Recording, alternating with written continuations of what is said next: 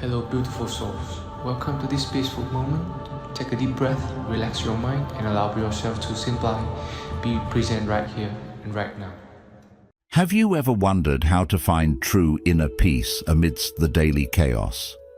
Buddhism offers us millennial teachings that guide us toward acceptance and detachment, showing us that what is meant for us will come at the right time. Through stories and parables, we will learn to let go of what doesn't belong to us and embrace with serenity what life offers. We will discover that detachment doesn't mean indifference, but a profound freedom that allows us to fully live in. Join us on this journey of self-discovery and personal transformation, where together we'll explore how to apply these teachings in our daily lives to achieve a fuller, more conscious existence. The art of detachment, freeing the soul. Once upon a time, a monk was carrying a porcelain cup his master had gifted him. He cherished it deeply, admired it, and kept it by his side at all times. One day, the cup fell to the floor and shattered into 1,000 pieces. The monk felt an emptiness in his chest, but his master calmly said, "That cup was already broken from the beginning." Detachment is not indifference or resignation. It's understanding that nothing in this world is permanent. How many times do we cling to things, people, or situations, fearing to lose them? We hold on to relationships that no longer serve us, expectations that only bring frustration, and memories that keep us chained. We believe that if we let go, we lose. But in truth, letting go sets us free. Buddhism teaches us that suffering arises from attachment. We cling because we seek security in a constantly changing world. But true security is not found in the external world, but in our ability to accept impermanence. When we understand this, we stop seeing loss as tragic and start living with lightness. Think of it this way: the river doesn't cling to the water that flows, it simply follows its course. We too can learn to flow with life rather than resist its changes. How many times has life taken something away from us, only to give us something better later? But in the moment, blinded by fear and anxiety, we fail to see it. Practicing detachment doesn't mean giving up what we love. It means loving without possession, without dependence. It's enjoying what we have, knowing that at some point it might change. And when that change comes, we will be at peace. Detachment is a key that opens the door to acceptance, the next step on this path. Because once we learn to let go, we need to learn to embrace what life brings us, without resistance or struggle. Radical acceptance, embracing reality as it is. One day, a disciple approached his master and said, "Master, I suffer because life is not how I want it to be." The master smiled and replied, "You suffer because you resist what is. Life is not here to please you, it is here to teach you." Acceptance does not mean resignation or giving up. It means seeing reality clearly, without filters or self-deception. But why is it so difficult for us to accept what happens? Because our mind creates stories about how things should be. We believe that if we fight hard enough, everything will fit into place. But life doesn't work like that. Imagine you're at the beach and you see a massive wave coming toward you. You can try to stop it, curse it, resist it, or you can dive into it and let it carry you. The wave isn't going to disappear just because you don't like it. The same goes for the situations we cannot control. Resisting only creates more suffering.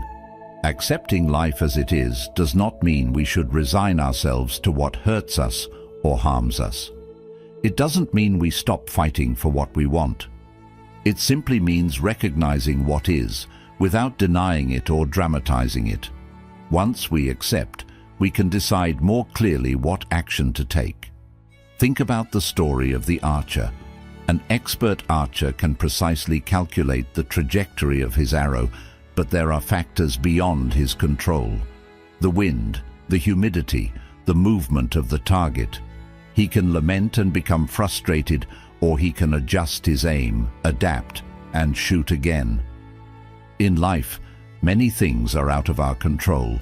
Acceptance allows us to focus on what we can do.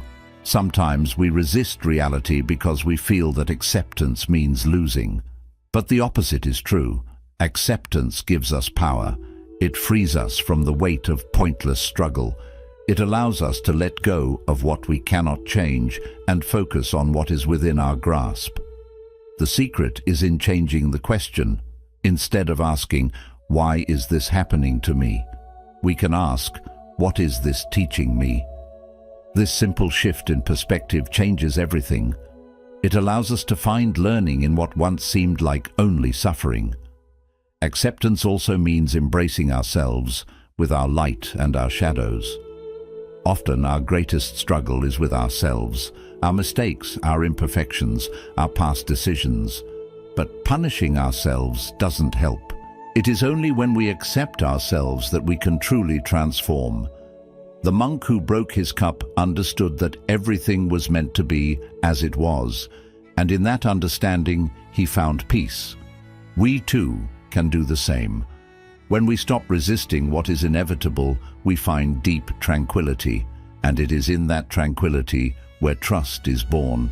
Trust that what is meant for us will come, and what is not will go. In the next chapter, we will explore Buddhist stories that help us understand how life always gives us what we need, even when we don't understand it at the time. Buddhist stories about fate and trust in life. An old monk lived in a remote village. One day, a beautiful wild horse appeared in his garden. The villagers, amazed, said, "What luck you have! A horse like this is a great treasure." The monk calmly responded, "Luck or misfortune, who knows?" Soon after, the monk's son tried to tame the horse but fell and broke his leg. The villagers exclaimed, "What misfortune! Now your son can't work." The monk, with the same serenity, replied, "Luck or misfortune, who knows?" Weeks later, a war broke out, and all the young men in the village were drafted, except for the monk's son, who couldn't go because of his injury. The villagers once again said, "What luck you have!" And the monk, unfazed, replied, "Luck or misfortune, who knows?" This story teaches us something powerful. Life follows its course beyond our limited perception of the present. Many times we rush to judge what happens to us as good or bad, not realizing that every event is connected to something bigger that we cannot yet see.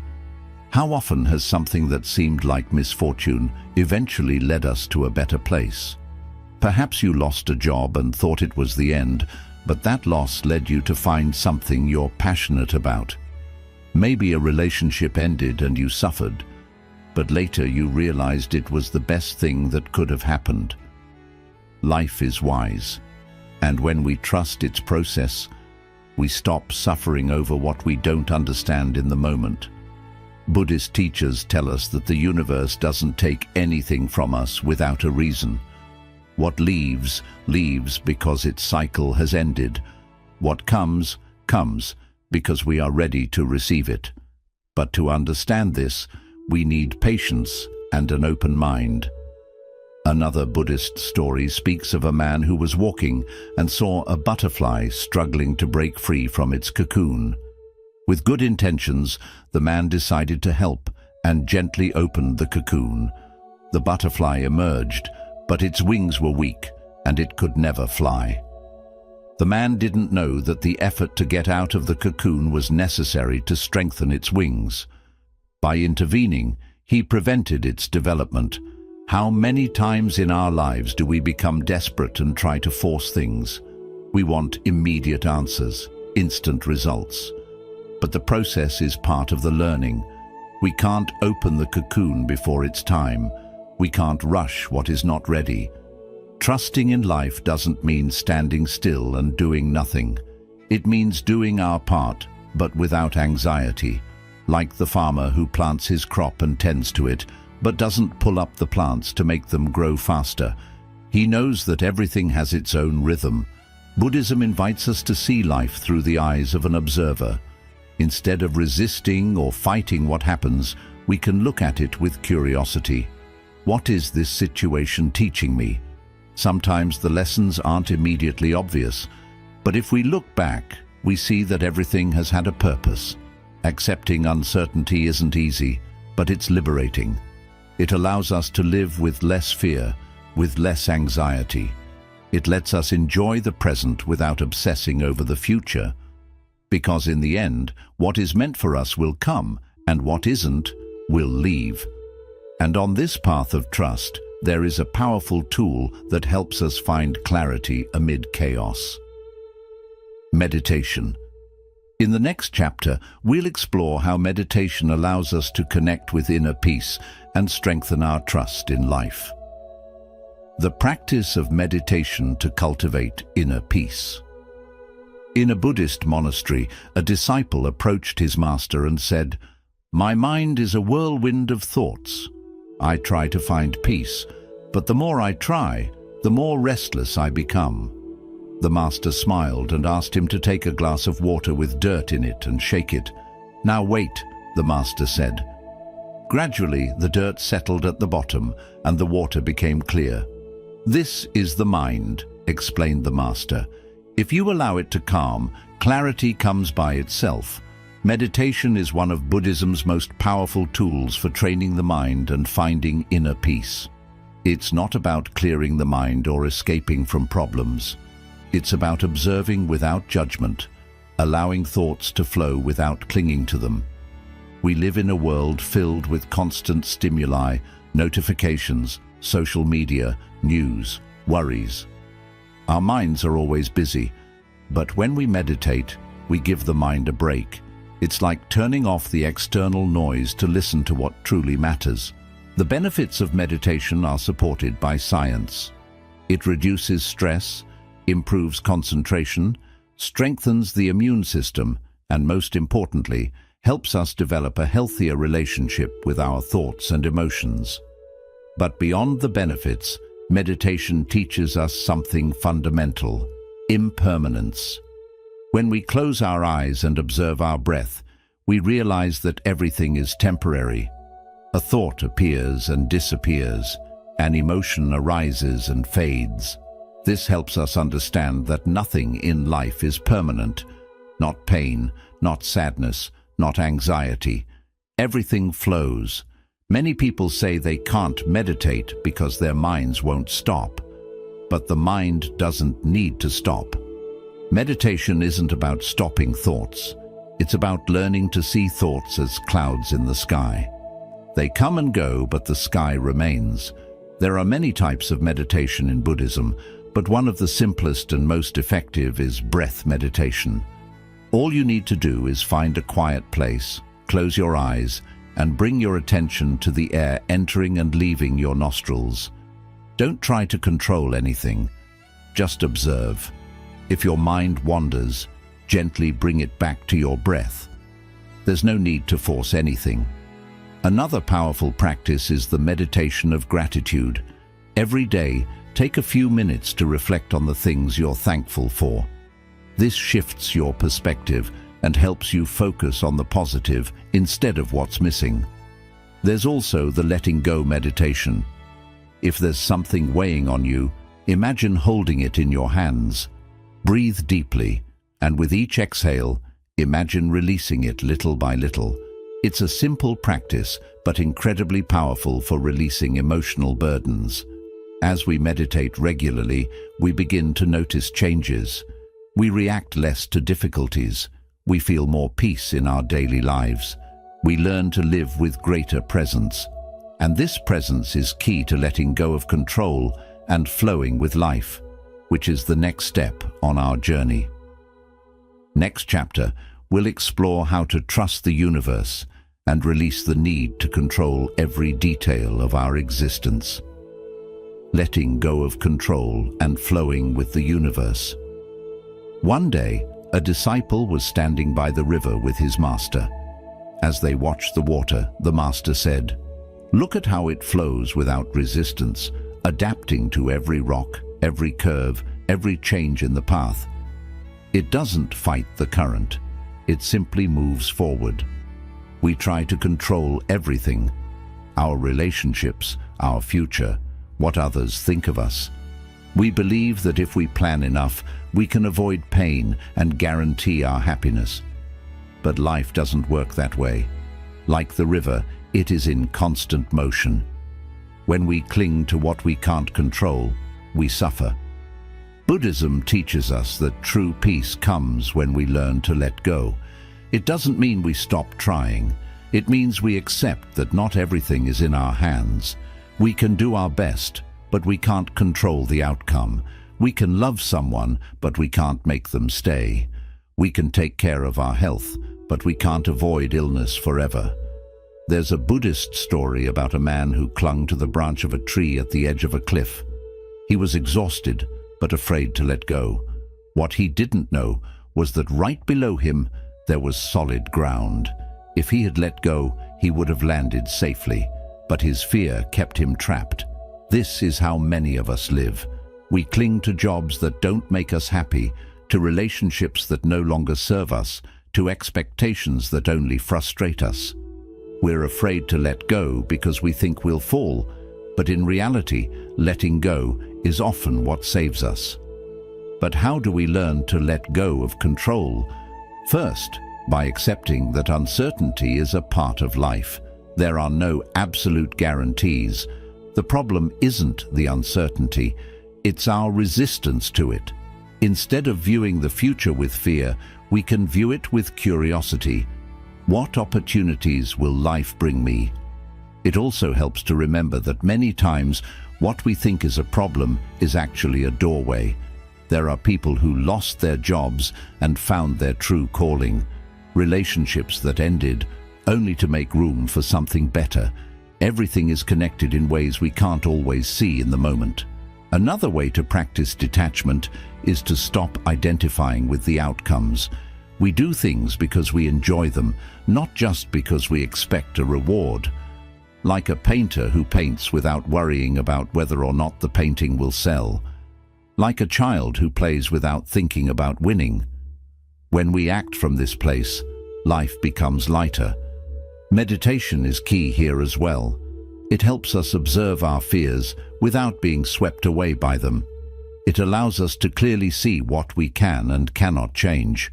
Letting go of control doesn't mean we leave everything to chance. It means we trust that whatever happens, we can handle it. It means we stop resisting and start flowing with life.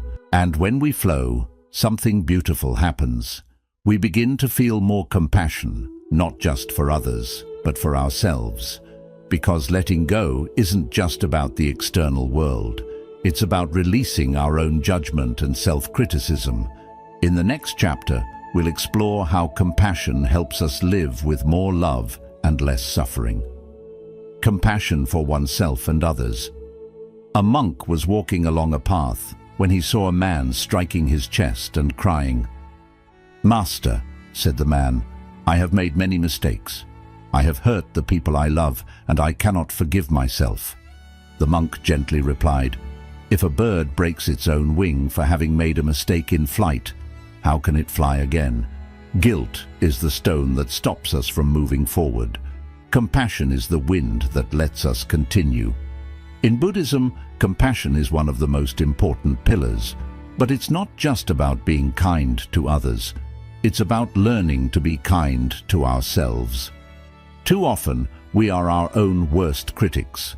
We punish ourselves for past mistakes, demand perfection from ourselves, and speak to ourselves harshly. We say things to ourselves that we would never say to someone we love. But what good does that harshness do? Does it help us improve? The truth is, it doesn't. Self-compassion is not an excuse to avoid growth. It is the foundation that allows us to change without fear. A tree doesn't grow stronger by being struck, but by being watered with patience. There is a Buddhist practice called metta bhavana, or loving kindness meditation. It involves repeating compassionate phrases, first towards ourselves and then towards others. It begins with something as simple as, "May I be well, may I be happy, may I live in peace." At first, it may feel strange. Many people find it difficult to wish happiness for themselves because they feel they don't deserve it.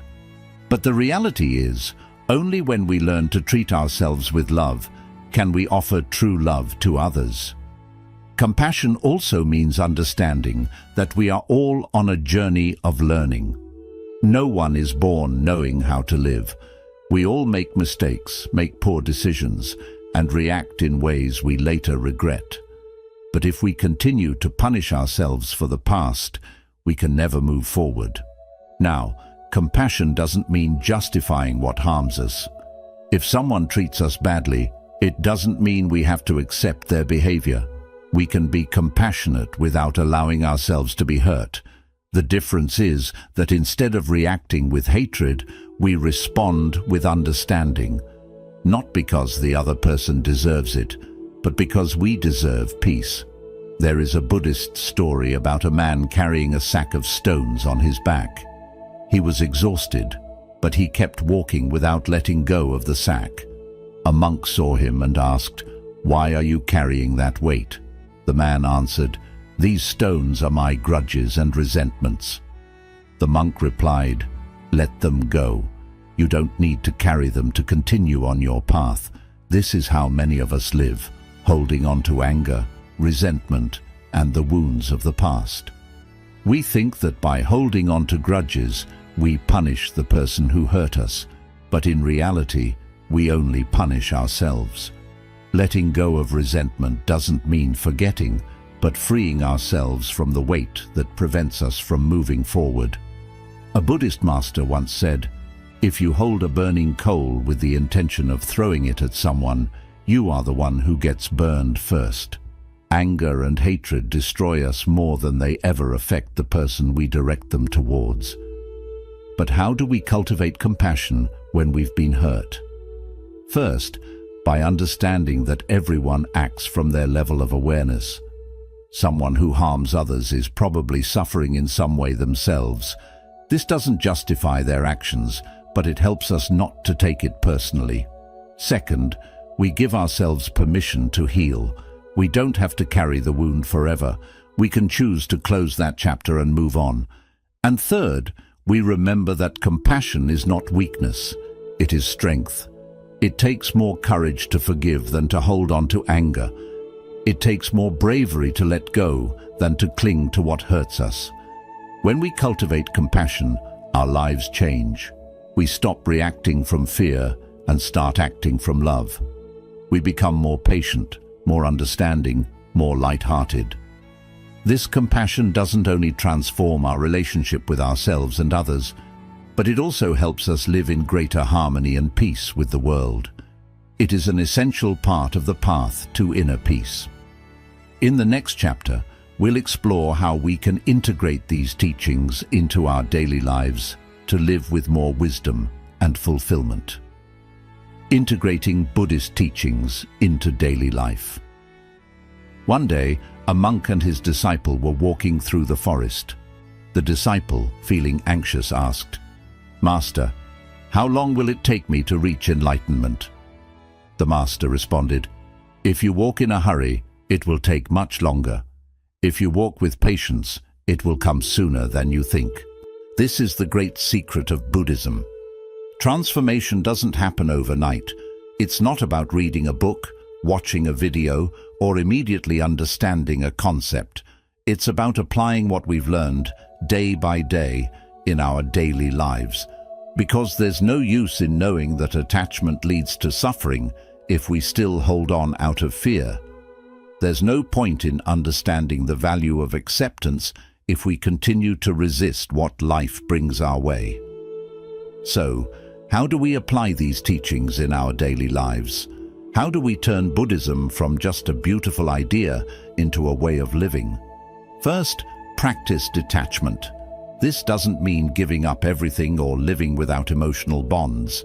It means learning to appreciate without possessing. When something good enters your life, accept it with gratitude, but without the fear of losing it. When something leaves, allow yourself to feel the loss, but without clinging. Ask yourself, am I holding on to this out of love or fear? The answer will show you if it's time to let go. Second, radical acceptance. Start each day by asking yourself, what can I accept today? It could be a tough situation at work, a disagreement with someone, or a flaw in yourself. This doesn't mean giving up, but rather stopping the fight against what already exists. Only when we accept with clarity can we act with wisdom. Third, trust in life. Whenever something doesn't go as planned, remember the story of the monk's horse. Don't be too quick to label events as good or bad. Instead, ask yourself, what lesson is this teaching me? Over time, you'll realize that everything has a purpose. Fourth, daily meditation. It doesn't have to be long or complicated. Just a few minutes of mindful breathing can make a difference. If you spend 5 minutes each day observing your breath, your mind will slowly become calmer. Don't expect instant results, but with time, you'll notice you react less and understand more. Fifth, let go of control. Do your best, but don't obsess over the outcome, like an archer who releases the arrow without obsessing over the target. If something doesn't go as planned, instead of feeling frustrated, ask yourself, how can I flow with this? Remember, the best things in life aren't always planned. They happen when we stay open to receiving them. Sixth, compassion in every action. You don't need grand gestures to practice compassion. A small act of kindness, a word of encouragement, or even a smile can brighten someone's day. But most importantly, be kind to yourself. Instead of criticizing yourself for every mistake, speak to yourself the way you would to a close friend. Life is a journey that never stands still. Don't expect to reach a state of perfect enlightenment. It's not about arriving at a destination, but about walking with awareness. Some days you'll forget all of this and react with attachment, fear, or frustration. And that's okay. Learning isn't a straight path. What truly matters is returning to these principles again and again. Buddhism isn't just a theory, it's a practice. The best way to integrate it is to live it, experience it, make mistakes, and keep moving forward.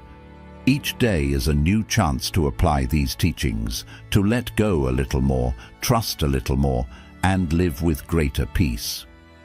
If this video has helped you, subscribe to the channel to keep exploring these life-changing teachings.